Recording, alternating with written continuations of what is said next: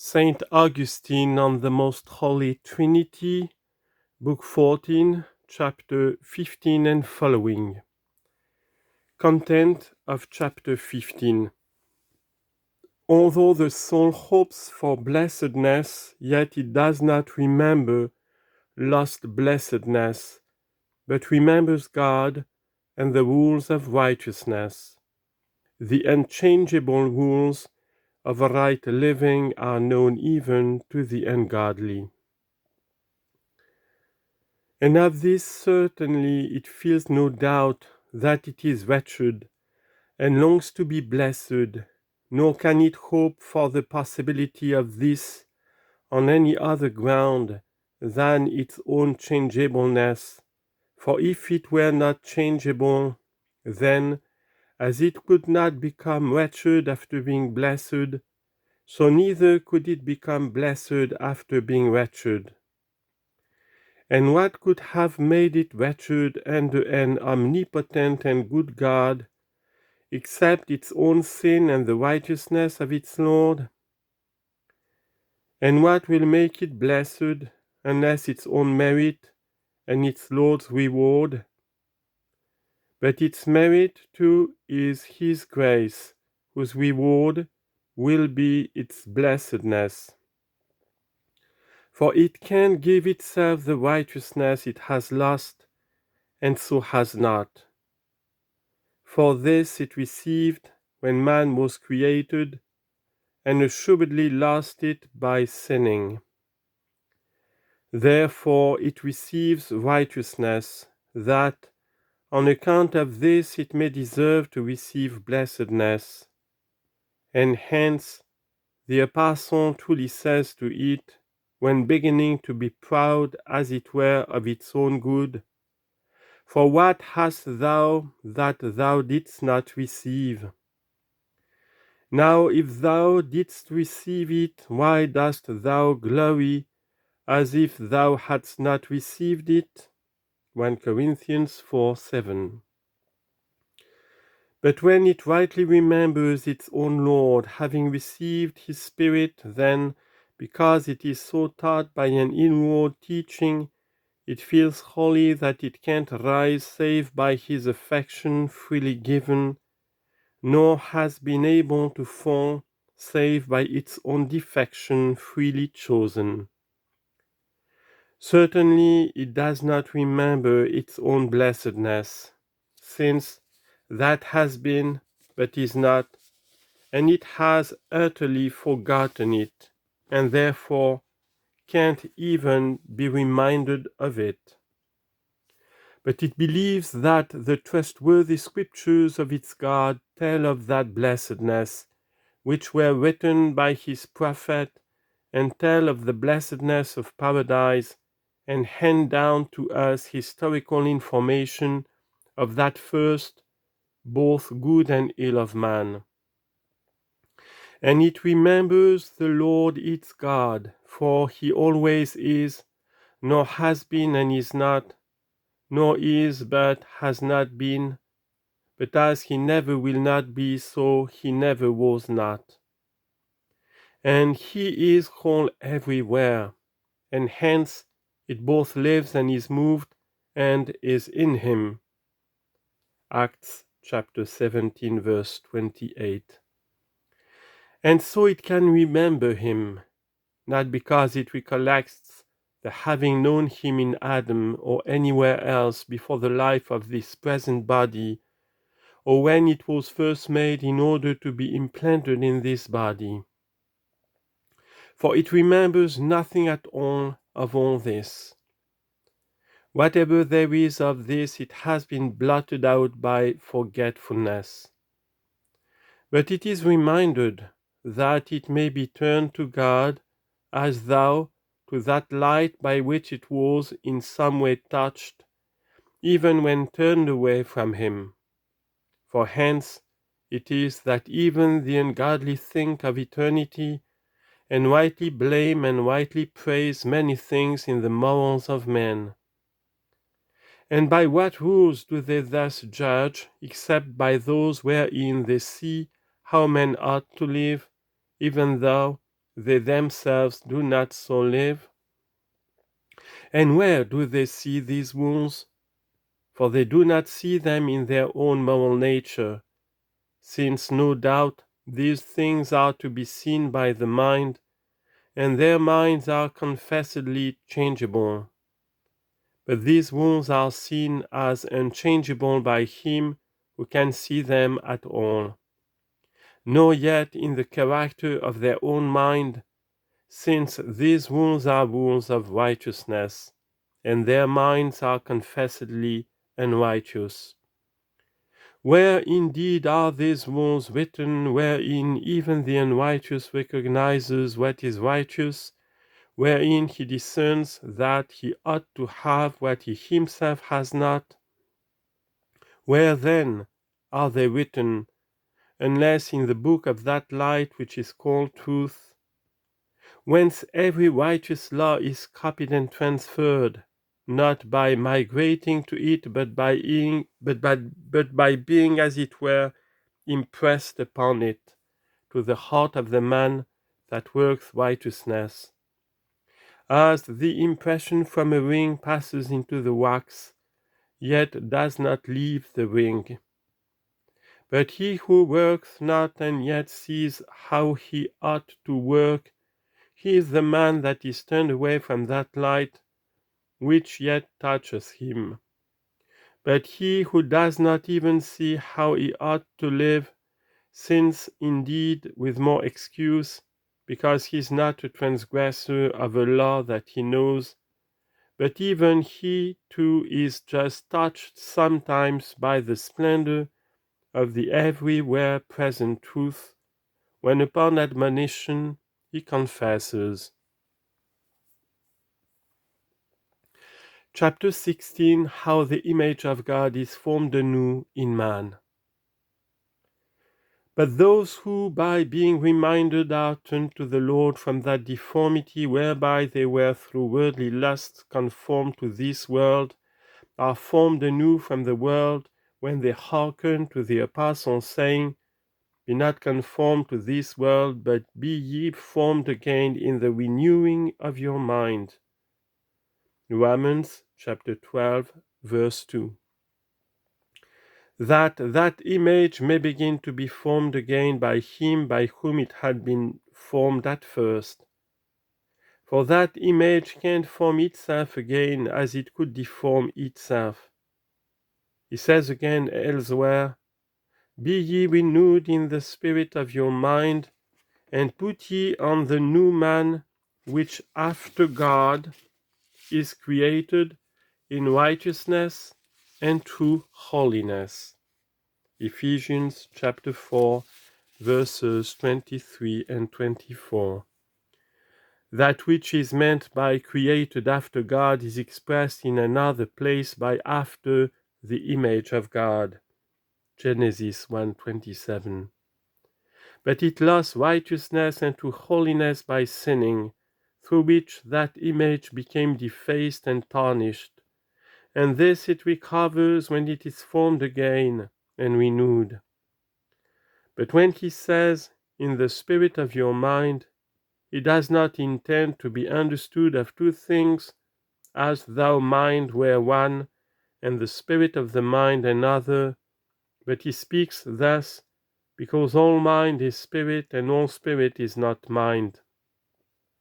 For there is a spirit also that is God.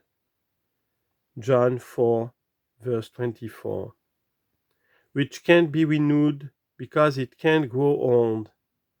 And we speak also of a spirit in man, distinct from the mind, to which spirit belong the images that are formed after the likeness of bodies. And of this the Apostle speaks to the Corinthians, where he says, But if I shall have prayed with the tongue, my spirit prayeth, but my understanding is unfruitful. 1 Corinthians 14:14. For he speaks thus when that which is said is not understood, since it can't even be said unless the images of the corporeal articulate sounds anticipate the oral sound by the thought of the spirit. The soul of man is also called spirit, whence are the words in the Gospel, and he bowed his head and gave up his spirit. John 19:30. By which the death of the body through the Spirit's leaving it is signified. We speak also of the spirit of a beast, as it is expressly written in the book of Solomon called Ecclesiastes, who knoweth the spirit of man that goeth upward, and the spirit of the beast that goeth downward to the earth. Ecclesiastes chapter 3 verse 21. It is written too in Genesis, where it is said that by the deluge all flesh died, which had in it the spirit of life. Genesis chapter 7 verse 22. We speak also of the spirit, meaning the wind, a thing most manifestly corporeal, whence is that in the Psalms, fire and hail, snow and ice, the spirit of the storm. Psalm 148 verse 8. Since spirit then is a word of so many meanings, the apostle intended to express by the spirit of the mind that spirit which is called the mind. As the same apostle also when he says, in putting off the body of the flesh. Colossians chapter 2 verse 11. Certainly did not intend two things, as though flesh were one, and the body of the flesh another. But because body is the name of many things that have no flesh, for besides the flesh there are many bodies celestials and bodies terrestrials, he expressed by the body of the flesh that body which is flesh. In like manner, therefore, by the spirit of the mind, that spirit which is mind. Elsewhere too he has even more plainly called it an image, while enforcing the same thing in other words. Do you, he says, putting off the old man with his deeds, put on the new man, which is renewed in the knowledge of God, after the image of him that created him. Colossians chapter 3 verse 9 and 10. Where the one passage reads, put ye on the new man which is created after God, the other has, put ye on the new man which is renewed after the image of him that created him. In the one place he says, after God, in the other, after the image of him that created him. But instead of saying as in the former passages, in righteousness and true holiness, he has put in the latter, in the knowledge of God.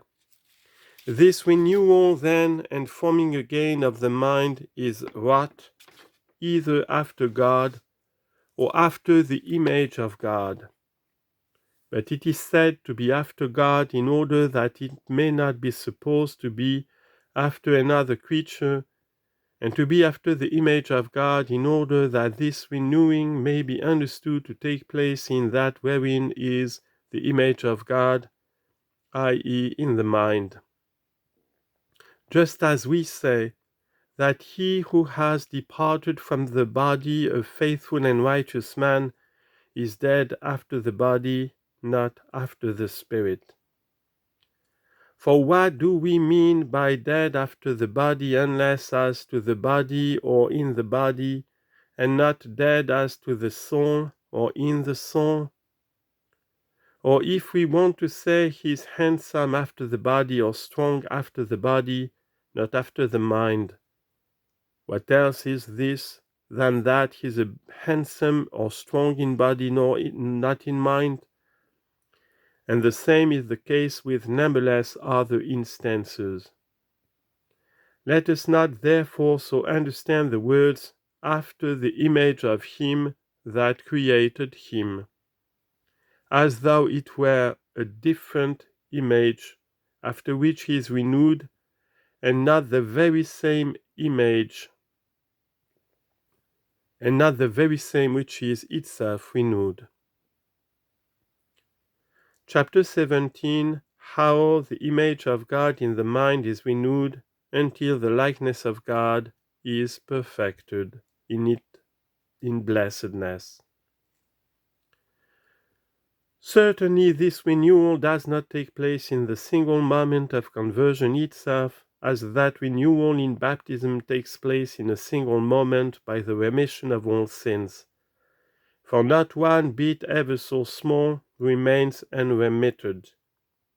But as it is one thing to be free from fever, and another to grow strong again from the infirmity which the fever produced, and one thing again to pluck out of the body a weapon thrust into it, and another to heal the wound thereby made by a prosperous cure, so the first cure is to remove the cause of infirmity, and this is wrought by the forgiving of all sins.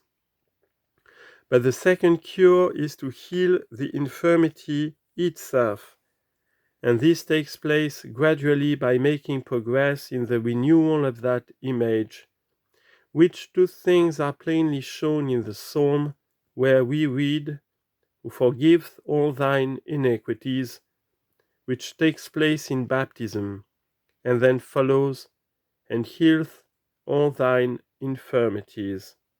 Psalm 103, verse 3. And this takes place by daily additions, while this image is being renewed. 2 Corinthians 4:16. And the apostle has spoken of this most expressly, saying, "And though our outward man perish, yet the inner man is renewed day by day." 2 Corinthians 4:16. And it is renewed in the knowledge of God, i.e., in righteousness and to holiness, according to the testimonies of the apostles cited a little before.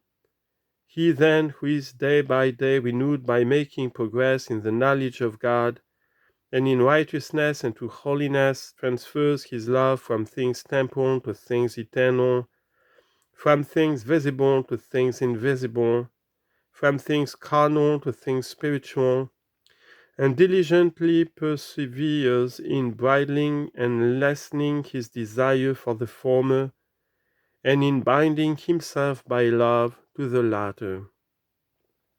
And he does this in proportion as he is helped by God. For it is the sentence of God himself, "Without me ye can do nothing." John chapter 15, verse 5. And when the last day of life shall have found anyone holding fast faith in the mediator in such progress and growth as this, he will be welcomed by the holy angels, to be led to God, whom he has worshipped, and to be made perfect by him, and so will receive in the end of the world an incorruptible body, in order not to punishment but to glory. For the likeness of God will then be perfected in this image, when the sight of God shall be perfected. And of this the Apostle Paul speaks, "Now we see through a glass in an enigma, but then face to face." 1 Corinthians 13:12. And again, "But we with open face, beholding as in a glass the glory of the Lord, are changed into the same image from glory to glory, even as by the Spirit of the Lord." 2 Corinthians 3:18. And this is what happens from day to day in those that make good progress. Chapter 18. Whether the sentence of John is to be understood of our future likeness with the Son of God in the immortality itself, also of the body. But the Apostle John says, "Beloved, now are we the sons of God, and it doth not yet appear what we shall be, but we know that when he shall appear, we shall be like him, for we shall see him as he is." 1 John chapter 3, verse 2. Hence it appears that the full likeness of God is to take place in that image of God at that time when it shall receive the full sight of God. And yet this may also possibly seem to be said by the Apostle John of the immortality of the body. For we shall be like to God in this too, but only to the Son, because he only in the Trinity took a body in which he died and rose again, and which he carried with him to heaven above.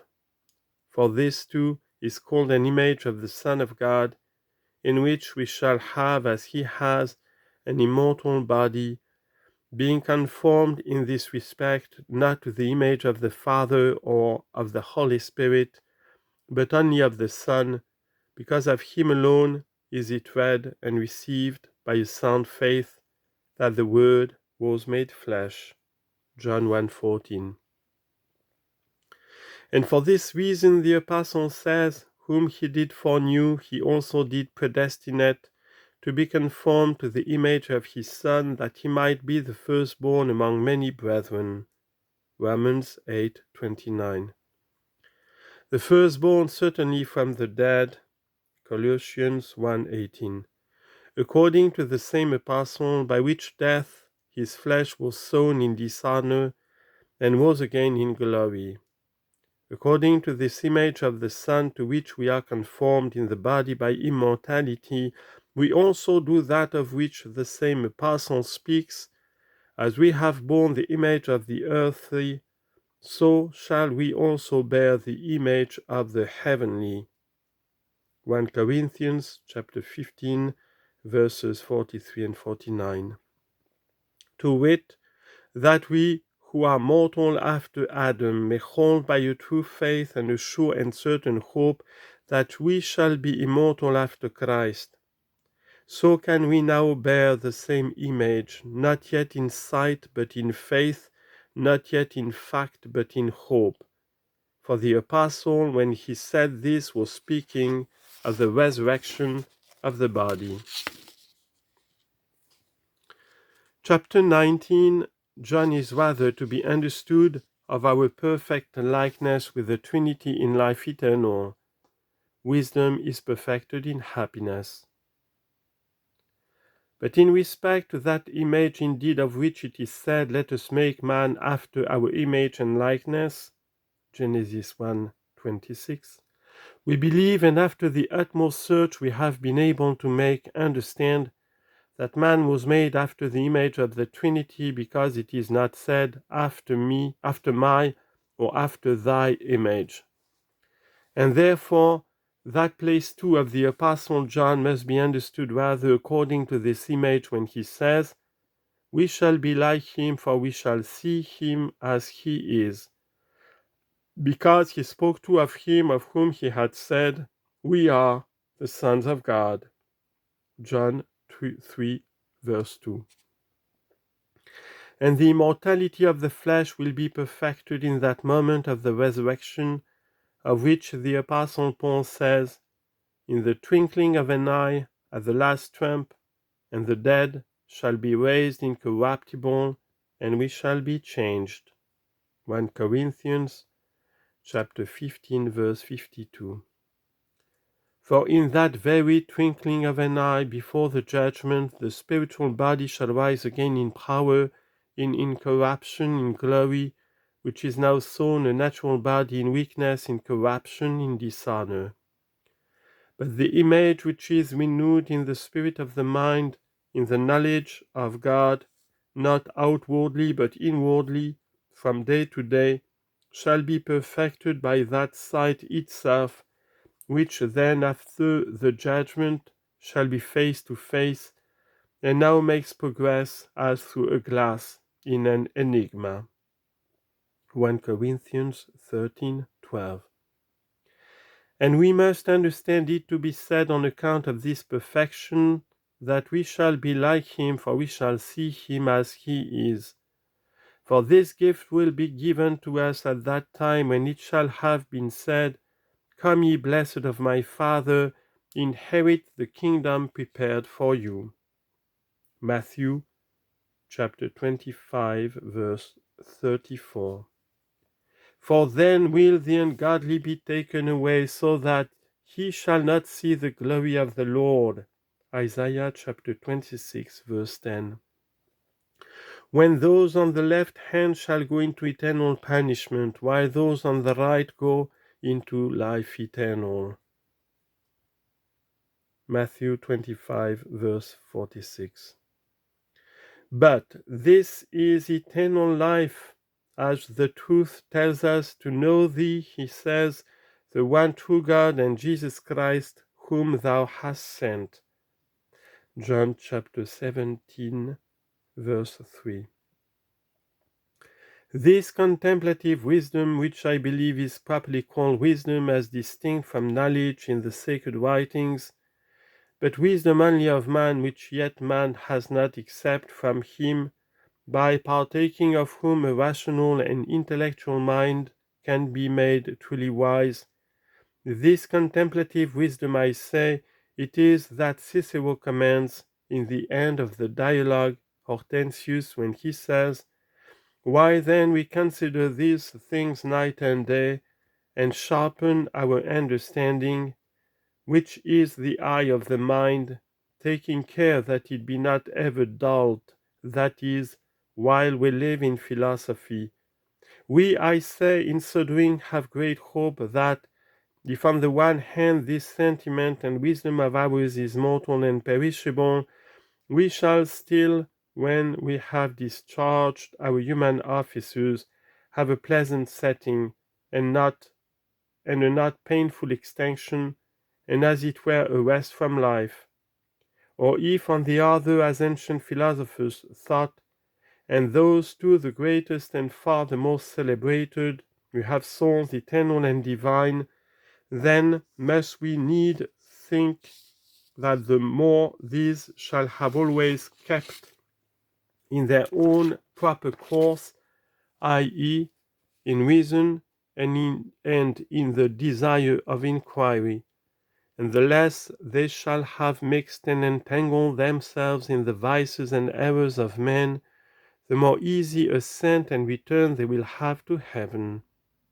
And then he says, adding this short sentence, and finishing his discourse by repeating it, "Wherefore, to end my discourse at last, if we wish either for a tranquil extinction after living in the pursuit of these subjects, or if to migrate without delay from this present hope to another, in no little measure better, we must bestow all our labor and care upon these pursuits." And here I marvel that a man of such great ability should promise to men living in philosophy, which makes man blessed by contemplation of truth, a pleasant setting after the discharge of human offices, if this our sentiment and wisdom is mortal and perishable, as if that which we did not love, or rather which we fiercely hated, were then to die and come to nothing, so that its setting would be pleasant to us.